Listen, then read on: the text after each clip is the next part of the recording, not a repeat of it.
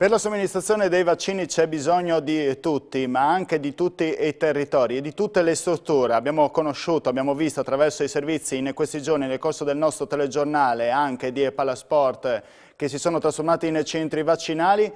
Oggi, a dire la verità era già iniziato nei giorni scorsi, ma oggi è potenziato ancora di più la fiera di Udine. E allora abbiamo con noi Lucio Gomiero, amministratore unico di Udine Gorizia Fiere, a cui do il buonasera per aver accettato il nostro invito in collegamento con noi. Buonasera.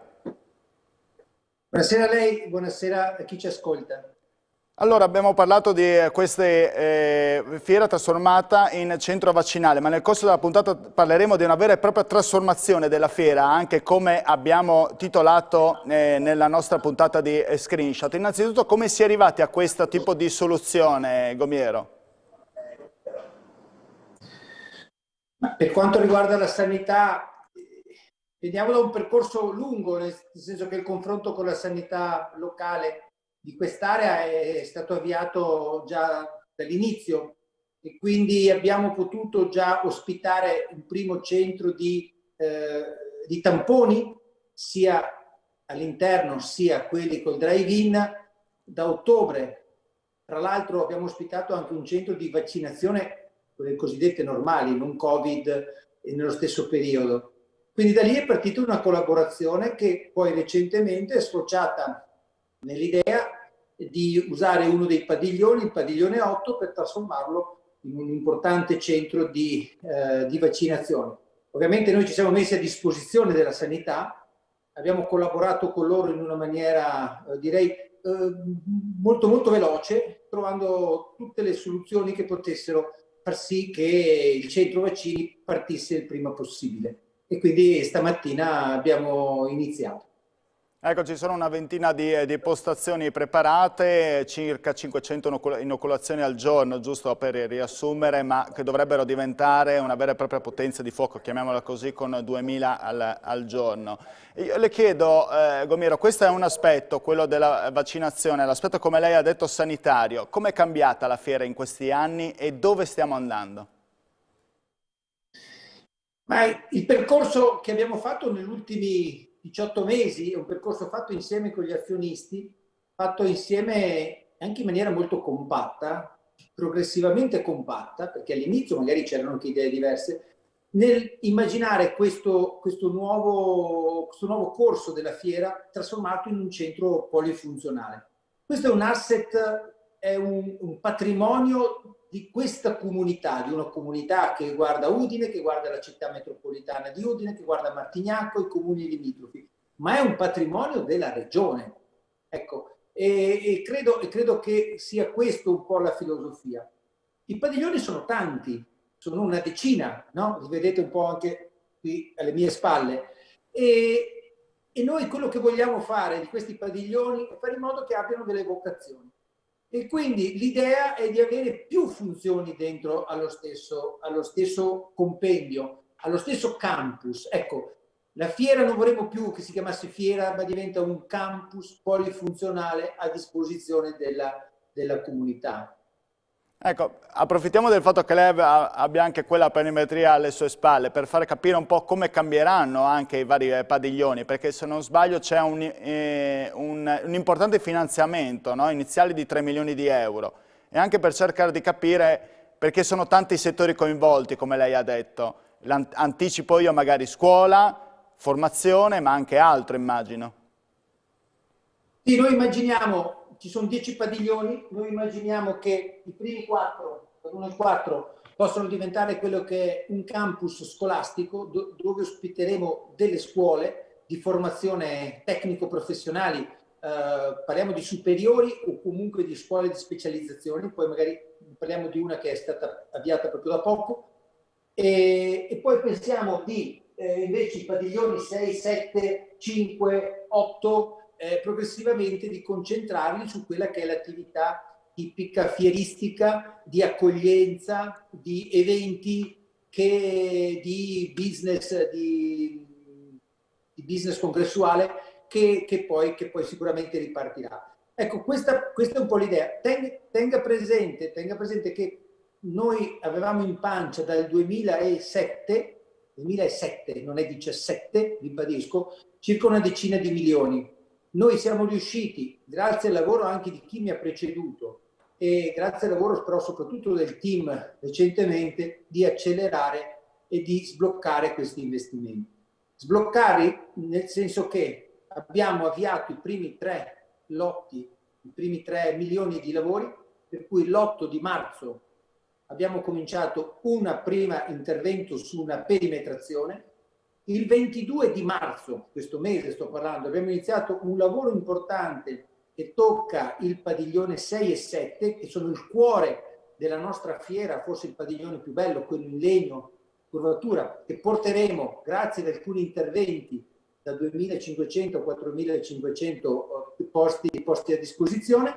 Siamo in gara per un terzo lotto e a breve partirà anche il quarto che andrà ad abbattere quel muro che separa la fiera, il campus, da quella che è una visibilità e una fruizione che dovrà cambiare. Concerti anche? Sembra assurdo magari parlare di questi tempi, però bisogna guardare il futuro, prima o poi bisognerà ricominciare con le presenze, con gli spettacoli dal vivo. Ma certamente, noi in questo momento stiamo ospitando tantissimi concorsi. Ricordiamo che abbiamo ospitato un concorso per le ostetriche di circa 500 persone. Siamo in grado di garantire sicurezza, spazi, flussi per eventi grandi o per eventi distanziati. Il futuro ci consentirà di fare i concerti, poi ci sarà via via, ci saranno delle limitazioni, ma che progressivamente si allenteranno e torneremo comunque a offrire fruizione di concerti, ma parlo anche di fruizione di assemblee. Ovviamente l'eredità digitale, l'eredità di questa pandemia ci costringerà tutti ad avere meno eventi, probabilmente con qualche assembramento in meno, ma quello che è il futuro noi immaginiamo che ci sarà sempre una parte fisica e probabilmente anche una parte digitale che in una commissione sapiente saranno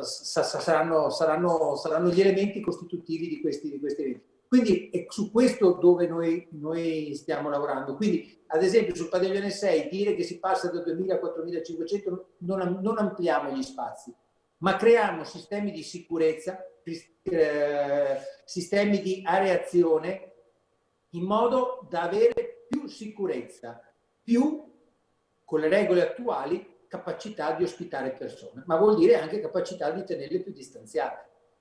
Allora Gomiero, lei ha aperto anche l'argomento dicendo che comunque l'eredità digitale di questi mesi non potremo ovviamente tralasciarla.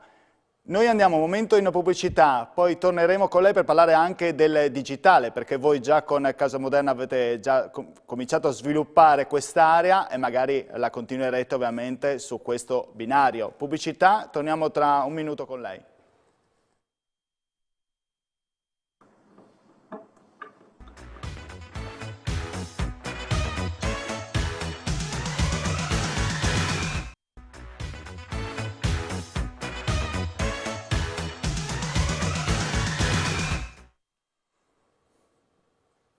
Eccoci cari telespettatori, riprendiamo con Screenshot, primo appuntamento della settimana. Oggi una svolta anche nei vaccini, un'altra porzione del territorio si è resa operativa per potenziare le somministrazioni. Parliamo del quartiere fieristico, parliamo di Udine Gorizia Fiere con l'amministratore unico Lucio Gomiero con noi in collegamento.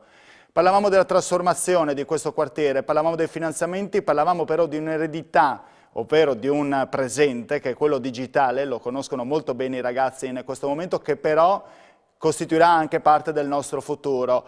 In che modo voi pensate di andare avanti con il digitale o state pensando di portarlo avanti nei prossimi mesi?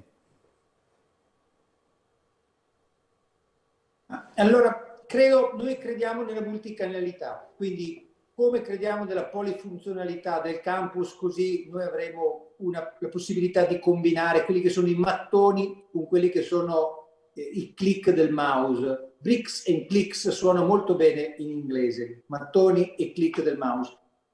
Abbiamo fatto una prima sperimentazione, come giustamente ricordava lei, in Casa Moderna. dove abbiamo fatto una fiera virtuale con 5 operatori. Era una sperimentazione supportata dalla Camera di Commercio che abbiamo fatto per spiegare un po' quali saranno le regole del futuro, di un futuro che progressivamente avanza. Non corre, ma certamente sta facendo passi importanti. Poi l'abbiamo sperimentato con Young, la fiera dell'orientamento scolastico. Non potevamo farla a dicembre ovviamente in fisico e quindi l'abbiamo trasformata in eventi digitali che sono stati molto apprezzati, molto partecipati dai ragazzi. E questo ci ha dato forza e quindi quest'anno per cominciare a lavorare su Casa Moderna abbiamo lanciato questo evento che si chiama Superbonus 110.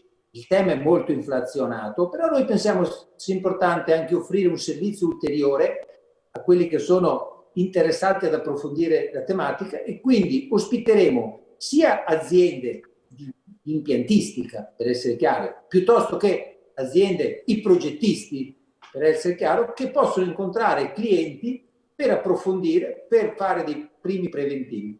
La parte interessante è che cercheremo una formula magari meno sofisticata, quella della fiera che abbiamo adottato, che adesso avete passato fra le immagini, ma cercheremo un evento che ci sia il contatto diretto. Quindi sì, conferenze, sì, un'interazione di gruppi, ma anche la possibilità con un click su un'icona di chiamare direttamente una persona, un tecnico di quella società di impianti, un commerciale o un progettista o uno studio di architettura. Questo è quello che noi offriremo, quindi interazione uno a uno, capacità di collegamento, quindi vedo, seleziono, imparo, clicco e mi collego. Magari prendo un appuntamento, chiedo un chiarimento. Crediamo che questo sia un servizio importante da sperimentare per le aziende perché questo sarà anche un modo di interagire in futuro. Sul digitale, se posso, sì.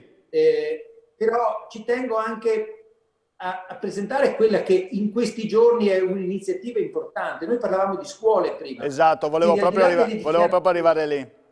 Prego allora. Sì, prego. sì, no, volevo arrivare lì perché era per il discorso della prima parte della puntata che lei diceva, appunto, aveva lasciato in sospeso riguardo a scuole di specializzazione.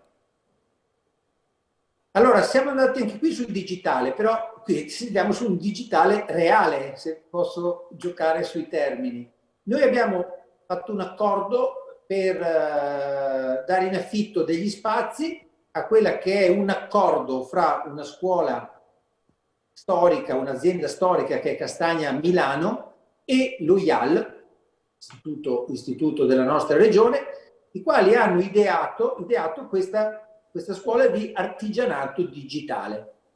Quindi abbiamo avviato i primi corsi, ma ripeto, nei giorni scorsi, parliamo di giorni, non di settimane, in cui i primi 22 ragazzi diplomati o anche neolaureati fanno un corso di specializzazione legate alle tecnologie digitali applicate alla progettazione. La parte bella, e poi qualche foto magari la pubblicheremo in questi giorni, è vedere che ognuno di questi ragazzi ha una propria stampante digitale, una propria stampante 3D con cui realizza i pezzi che progetta col suo computer. Quindi una didattica che a questo punto ovviamente è in sede, in parte è a distanza in questa fase, ma che si concretizza in un qualcosa che ci porta in un mondo digitale. Ecco, questa scuola con cui abbiamo fatto l'accordo per ospitarli si trasformerà in quello che è una scuola, ma una scuola anche lavoro, perché verranno realizzati dei pezzi che saranno destinati al mondo dell'auto e al mondo delle imbarcazioni, soprattutto per quelle che sono il mondo elettrico, sia della barca, che è ancora un'area tutta da esplorare, o piuttosto che quello dell'auto, dove invece ci sono già si è molto avanzato. Questo è un modo molto interessante perché poi questa sarà ospitata in uno dei nostri padiglioni come scuola, ma non sarà una scuola chiusa, sarà una scuola visitabile, perché ci saranno dei macchinari, non solo piccole stampanti 3D, ma anche grandissime stampanti 3D, delle frese, con cui realizzare veramente i pezzi finali dell'auto e di una barca. Gomiero, l'ultima domanda, visto che si parla tanto di sinergia tra territori, ne ha portato anche l'ultimo esempio con sinergia anche tra territori distanti, in verità siete vicini, Udine e Pordenone in questo caso, come ci sarà l'interazione da qui in avanti con i due quartieri fieristici? Ma direi che continuano, noi stiamo lavorando a un piano, ma non a un piano ipotetico, stiamo lavorando su una serie di un programma operativo che ci consenta di svolgere meglio il nostro palinsesto all'interno dell'economia regionale. E qui su una spinta importante che ci è stata data ovviamente anche dall'assessorato alle attività produttive e turismo, una spinta importante che ci è stata data dalla Camera di Commercio, ovviamente, che è socia in entrambe le società. Questa spinta noi la stiamo trasformando in una comprensione dei palinsesti, ma questo forse è una parte storica, ma stiamo anche ragionando su quella di comprare insieme alcuni servizi o di usare reciprocamente dei servizi dove uno eccelle rispetto all'altro. Gli amici di Pordenone sicuramente hanno una capacità logistica molto più importante della nostra, quindi stiamo ragionando per poter utilizzare anche dei loro servizi. Quindi continua il confronto, perché comunque la partita non si vince in Friuli Venezia Giulia, si vince cercando di allargare il bacino insieme per attrarre poi in futuro più visitatori, più interesse. Il digitale ci darà la possibilità, se facciamo fiere eccellenti, di collegare territori che fino ad oggi noi non collegavamo. Casa Moderna è stato simbolico, ma questo lavoro congiunto fatto col design a Milano credo che sarà una delle cose che ripeteremo. E quindi una fiera che si apre, certamente la collaborazione anche con Pordenone, che ripeto continua, ma si apre anche a creare dei legami in giro per il mondo. Possiamo andare lontano col digitale. Grazie per essere venuto alla nostra trasmissione, Gomiero. Buona serata, le auguro buona serata e in bocca al lupo e buon lavoro. Grazie a voi, arrivederci a tutti, buona serata. Bene, io dopo aver ringraziato l'ospite ringrazio anche voi e con questo è tutto. Noi ci vediamo con Screenshot domani, solita ora, 19:45, non mancate, arrivederci.